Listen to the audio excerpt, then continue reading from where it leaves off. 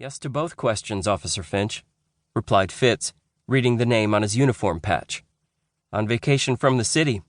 Both my wife and I are NYPD. Finch was naturally surprised. You don't say. Well, we get lots of vacationing cops and firemen out this way, but I can't say I've ever met a married pair of city cops before. Fitz made the introductions. I'm Captain Brian Fitzgerald of the 6th Precinct in the West Village. My wife Juanita is a detective with the 2-3 up in East Harlem. And this is our boy, Timothy Juan Fitzgerald, TJ to his friends. Finch bent down and shook TJ's hand. Glad to know you, young fella. I hope I can call you TJ. Sure, sir. You can be my friend. That's swell, TJ. You'll have a great time at the fair, said Finch. Us Bonnickers know how to throw a party. What's a Bonnicker? Asked the boy. Bonnickers are the folks who come from this neck of the woods, Finch explained. See that little crick over behind the chapel? He gestured behind him toward a body of water just visible on the other side of the Springs Community Chapel.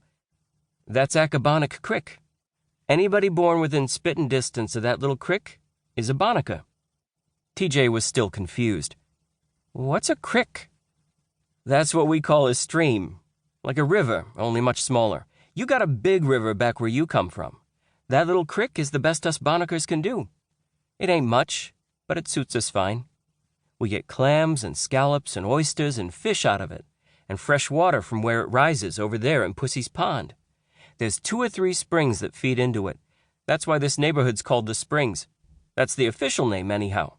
Folks round here just call it Springs. Nita smiled down at her son. You're getting a real geography lesson, TJ.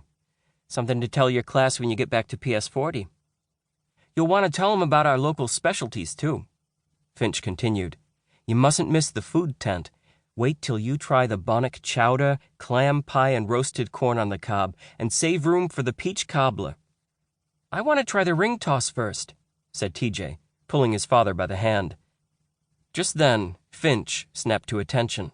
Look out, he shouted, and hustled the family aside as an Oldsmobile convertible barreled up Fireplace Road, apparently oblivious to the pedestrians. The officer shook his fist at the car as it shot past. Hey you, Pollock, slow down, he called out to the driver, without evident effect. The car continued north, then swerved into a driveway on the right, tires screeching. Who the heck is that? Asked Fitz. Crazy artist, was the reply. Always drives like he owns the road. Even when he's sober, which ain't often. One of these days I'll yank his license. Nita looked at Fitz. Pollock. Not Jackson Pollock, the friend of that artist who was killed in the village in '43. She turned to Finch. Fitz and I were on a case together back then. In fact, that's how we met. An artist named Jackson Pollock was questioned. Turns out he wasn't involved, but I remember the name. He's pretty famous now, but in those days he was just starting out. Finch nodded. That's him. Around here he's famous, all right. Notorious, more like. TJ was getting impatient. Dad, let's go. I want to pet the goat and ride the pony. You two go ahead, said Nita. I'll catch up in a minute. Just want to satisfy Officer Finch's curiosity. She had correctly perceived that her rural colleague was eager to hear the details. 2. While Finch kept an eye on the road traffic, Nita filled him in. During the war, we had quite a number of refugee artists from Europe staying in New York, she began. We had some of them out here, too, interjected Finch.